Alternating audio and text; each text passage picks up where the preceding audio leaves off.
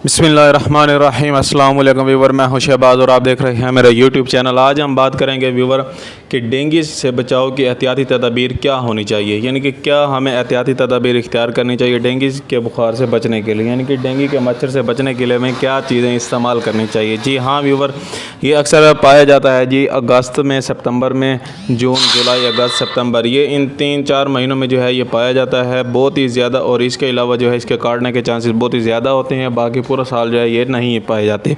इसके अलावा इन दिनों में जो है आपको चाहिए कि आप जब भी घर से बाहर निकलें, ख़ास तौर पर मगरिब के बाद यानी कि असर से लेकर इशा तक जो है, अब अगर आप घर से बाहर निकलते हैं तो मुकम्मल अपने जिस्म को ढाँपें, यानी कि आपके सिर्फ हाथ पाँव वो चेहरा ही बाहर नंगा हो। और उसके अलावा जो है आपका मुकम्मल जिस्म जो है ये ढका हुआ हो ताकि मच्छर जो है आपको ना काट सके।